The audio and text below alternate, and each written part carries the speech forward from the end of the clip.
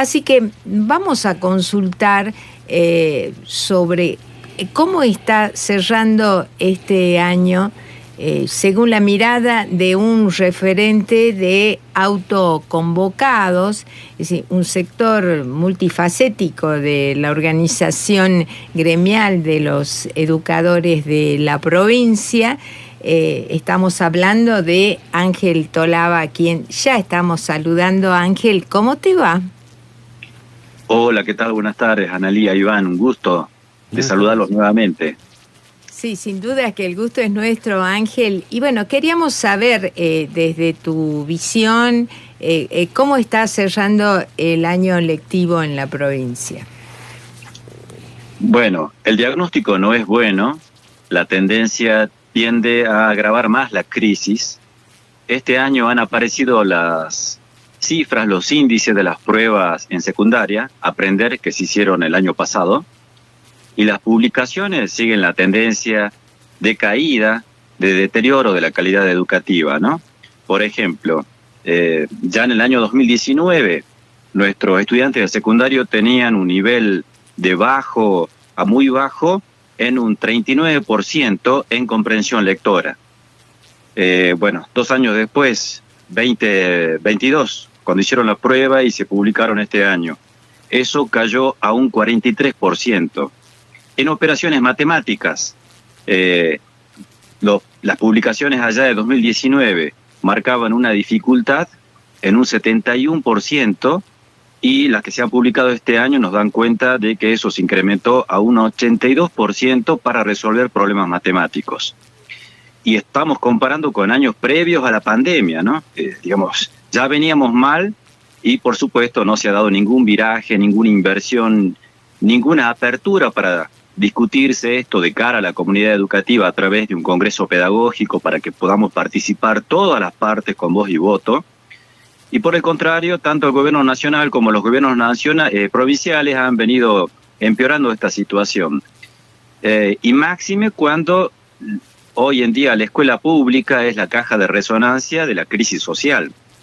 Los casos que estamos en estos días presenciando, de los que venimos, por ejemplo, el caso de Leonel, este chico que lamentablemente ya venía dando alarmas y las instituciones, en este caso la escuela, que es la que principalmente tiene que contener, no ha podido actuar a tiempo y bueno, hemos desembocado en una muerte anunciada. El chico venía siendo violentado desde la casa. No hay gabinetes interdisciplinarios acá en la provincia de Salta, como establece la propia ley, ¿no? Artículo 7, inciso F, un gabinete con un psicólogo, psicopedagogo, fonoaudiólogo, asistente social, por establecimiento. Hay un escaso gabinete que tiene que atender a miles de estudiantes y no se puede hacer ese seguimiento, y esto por una política deliberada de parte del gobierno provincial. Tenemos, como te decía hace rato, los malos índices académicos, sobre todo en contenidos específicos como lengua, matemáticas, ciencias. Ya en el 2019 las comparativas internacionales PISA ubicaban, por ejemplo, a Argentina, porque no es solamente una situación provincial, sino del país, en el puesto número 71 entre 79 países en matemática, en ciencias en el puesto número 65 y en comprensión lectora en el puesto número 63. Ahora tenemos que esperar las comparativas internacionales, que lo más probable es que, bueno, sigamos allá en el fondo de la tabla, ¿no? Y cuando los docentes tenemos este diagnóstico diario, porque somos los que la palpamos, quienes tenemos que enfrentar todos estos problemas en los diferentes niveles, nos organizamos y tratamos de salir a luchar por fuera de los sindicatos, porque está claro que este resultado calamitoso tiene responsables, que son los oficialismos rescotados en sus diferentes burocracias sindicales, el nacional en la propia CETERA, y acá el gobierno de Gustavo Sáenz y Matías Canepa en ADP, que es el gremio mayoritario. Y cuando nosotros tratamos de organizarnos y salir a la calle y sumar también al resto de los trabajadores que, por ejemplo, los trabajadores de ordenanzas, los trabajadores de la salud, que también tienen una situación similar en su propio sistema, bueno, nos enfrentamos frente a un gobierno que se blinda. Por ejemplo, este año el gobernador Sáenz ha tenido que retroceder en 2 proyectos de ley antidemocráticos, anticonstitucionales, haciendo la punta ya de lo que luego haría Gerardo Morales en Jujuy con su reforma de la Constitución. Ha tenido que retroceder, decía Sáenz, con su proyecto de la ley antimanifestación, que impedía incluso la posibilidad de hacer paro, tanto al sector de salud, de educación, como al sector de transporte. Ha tenido que retroceder también en el segundo proyecto de ley que presentara su diputada oficialista Socorro Villamayor, que dice saber y estar en la Comisión de Legislación, pero presentando proyectos anticonstitucionales, no sé cuál es la función, con esta ley mordaza contra los medios de comunicación particularmente. Y hemos sufrido también la operación dentro del propio movimiento autoconvocado, porque hay otro sector de autoconvocados de un grupo liderado por el abogado Heredia, que ha puesto un recurso de amparo y está denunciando a los presidentes de la Cámara del Senado, de la Cámara de Diputados, introducir infiltrados, topos dentro del propio movimiento autoconvocado para desactivar la lucha. Bueno, todo este panorama que lo estamos atravesando y tal vez empeore luego de las elecciones, los trabajadores lo tenemos muy claro, porque venimos, hay que recordar aquí, ¿no?, de una lucha histórica en el 2021, una cosa nunca vista, que ha sido superada por la lucha 2023 de este año, con movilizaciones, con concentraciones, con marchas de más de 15 cuadras. Yo en lo que llevo de más de 17 años de lucha autoconvocada, jamás he visto un nivel de movilización, no solamente del sector docente, sino también del resto de los estatales, coordinando con otros sectores, algo que no se daba en el pasado, pero frente a un gobierno, sus estados y su burocracia sindical, que tratan, por supuesto, de no ceder. Como lo hace también el gobierno provincial y los candidatos, ¿no?, que van a disputarse este 19. Porque yo quiero recordarte acá quién es precisamente Sergio Massa. Sergio Massa es el candidato oficialista, ministro de Economía, que ya viene de hacer, y esto lo sabemos perfectamente los docentes, un gran recorte en el presupuesto educativo acá, recortándole, por ejemplo, millones y millones de pesos en infraestructura, en obras para los jardines de infantes, en el programa Conectar Igualdad, recordarán ustedes, todo en función de los dictados del Fondo Monetario Internacional. Y es el que está pergeñando también con Roberto Barader, el titular de la CETERA, este proyecto de ley del presentismo, para ponerle un cepo y una sanción a los docentes que queramos ejercer nuestro derecho a huelga. Bueno, enfrente está Patricia Bullrich. Sí. Ángel, pero también hay que decir, en el Congreso está transitando un proyecto de ley de financiamiento educativo que levanta la participación del presupuesto educativo en vinculación con el PBI. En un 8%.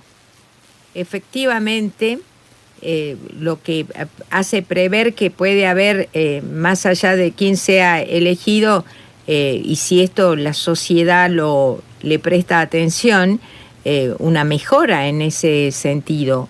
¿O vos creés que va a quedar en letra muerta? Mira, le pueden poner un 10%, un 12%, les da igual. Porque ya el 6% del PBI que estaba previsto en esta ley aprobada ya en el año 2006, incluía la utilización de ese 6% precisamente para llevar a todo lo largo y ancho del país una escuela estatal que tuviera la función de contener a través de las escuelas extendidas y las escuelas de jornada completa. Bien, ¿a dónde ha ido a parar esa plata?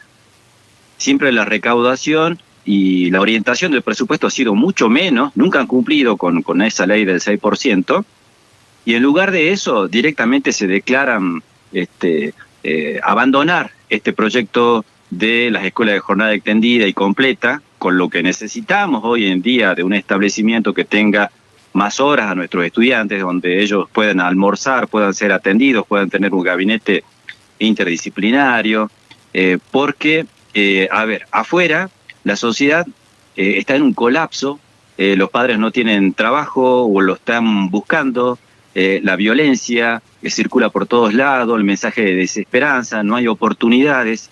Acá la única institución que puede llevar una contención a los niños y sobre todo a los jóvenes es el sistema educativo. y no están poniendo un solo peso en lo que debieran poner. Por el contrario, acá en Salta están haciendo del sistema educativo objeto de negociado, porque en lugar de designar los gabinetes que necesitamos para algo tan básico, para que no estallen las escuelas a su interior, están destinando millones y millones, porque le han duplicado el presupuesto a capacitación para las fundaciones, como la Fundación Británica Barclay, la Fundación Junior Achievement y otras fundaciones encargadas de la educación emocional, el emprendedurismo, la educación financiera, etcétera. Cuando venimos de un diagnóstico académico con el que comencé la nota, de que acá lo que se necesita es introducir más contenidos específicos en ciencia, matemática y lengua, y acá se está tomando una decisión totalmente diferente. Pero el oficialismo no es solamente el responsable de esta crisis, ¿no? Enfrente tampoco están ofreciendo ninguna alternativa el grupo de Macri, porque acá hay que decir con todas las letras que Milei es Macri, es Patricia Bullrich, y ella ya ha planteado de cara al electorado que lo que piensa es declarar al sistema educativo, al servicio educativo como servicio esencial, es decir, como el servicio sanitario de emergencia. Los trabajadores sanitarios de emergencia no pueden hacer paro, so pena de recibir sanciones o quedarse ensanteados porque, bueno, es un servicio que no puede ser interrumpido. Bueno, esto es prácticamente ir contra los derechos sindicales, laborales, conseguido durante décadas y siglos por parte de la clase obrera para defender precisamente a dos servicios públicos como el de salud y educación, y no lo podemos permitir. Así que lo que hemos tenido este año ha sido más bien una tregua, un año con un montón de llamados electorales, confuso, con una lucha enorme que ha quedado ahí en suspenso, pero ni bien pasen estas elecciones, yo creo que el sector autoconvocado, que se viene replicando también en otros trabajadores y en otras provincias, más temprano que tarde vamos a terminar confluyendo y coordinando una resistencia a todo esto. Es decir, que el año puede cerrar ya con algunas señales de conflictividad. Claro, es por todos conocidos que hacia la recta final del año, diciembre, bueno, acá no han esperado mucho, ¿no? Ni bien pasaron las PASO, hubo una devaluación del 22%. En este momento, de manera cómplice, oficialismo y oposición están dejando hacer esta suba de los combustibles, porque hay una interna dentro de la propia YPF, entre camporistas y masistas, bueno, para evidentemente incrementar esta inflación, para recaudar, para pagar al Fondo Monetario Internacional y cumplir con todas las pautas que le están exigiendo, ¿no? Reforma laboral, reforma jubilatoria, reforma impositiva, y estas leyes, cepo, mordaza, que intentan frenar la organización y la reacción de los trabajadores. De parte de las centrales sindicales, ni de la CTA, ni de la CGT podemos esperar absolutamente nada. Han venido siendo cómplices de los Fernández, de Macri y ahora de Massa. Y de parte de las burocracias provinciales, salvo honrosas excepciones en algunas provincias, tampoco podemos esperar nada. Y apostamos a lo que conocemos ya, a lo que tenemos una larga tradición acá en la provincia, a reorganizarnos como autoconvocados y a introducir más claridad a la hora de poner en pie la autoconvocatoria, ya sabiendo que el propio oficialismo está recurriendo a todos los ardides, con leyes anticonstitucionales, con infiltrados dentro de las organizaciones de los trabajadores, ni que tuviéramos en la década del 70, es totalmente ilegal eso. Y entonces, bueno, vamos a tener que tener los recaudos suficientes para sumar también, ¿no?, a estudiantes, a papás, en la defensa del sistema sanitario y el sistema de educación pública, que son los únicos servicios que nos pueden posibilitar atravesar esta coyuntura de crisis profunda, económica, social, cultural.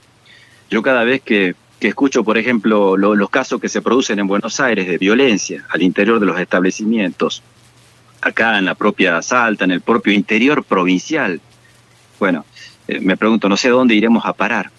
Acá, si encima de estos protocolos, por ejemplo, que ha lanzado el Ministerio de Educación allá en el año 2019, contra los diferentes tipos de violencias, acosos, etcétera, no son superados porque están hechos ex profeso para que no pueda tener un desenlace, bueno, no vamos a encontrar soluciones de ningún tipo. Acá lo que se necesita es una triplicación del presupuesto en educación la designación de gabinetes interdisciplinarios por establecimiento, cubrir la planta funcional con personal administrativo y personal de maestranza y designar los docentes que son necesarios.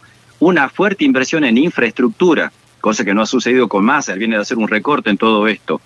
Y necesitamos, por cierto, la autoconvocatoria, sanearla, organizarla mejor y eventualmente recuperar nuestras instituciones naturales que son los sindicatos. Es la única manera con que podemos enfrentar a estos oficialismos y oposiciones que tienen un mismo plan económico. Por ahí difieren en algunos aspectos políticos, pero el rumbo económico perjudicial que tienen para los trabajadores es exactamente el mismo. Muy bien, Ángel. Realmente es un tema muy preocupante y todos debieran preocuparse por el destino de la educación. Gracias por tu tiempo. No, por favor, esperemos tener otras oportunidades y bueno, y describir otra situación, ¿no? Porque cada vez el panorama va a depender de nosotros, eso lo tenemos claro, de nuestra capacidad de organización, de indignación y bueno, y de salir a luchar con objetivos mucho más claros. Eso lo tenemos totalmente claro, ¿no? De los oficialismos y de las actuales oposiciones no podemos esperar nada. Muchos de los trabajadores docentes vamos a votar en blanco el próximo 19, como una señal de protesta y de rechazo a estas alternativas que tenemos enfrente. Así que bueno, muy agradecido por el espacio y seguiremos en contacto. Seguro. Gracias, Ángel. Hasta luego. Chao, hasta luego. Era Ángel Tolaba, el referente de una fracción de autoconvocados docentes. Llegan noticias y después seguimos hablando de política.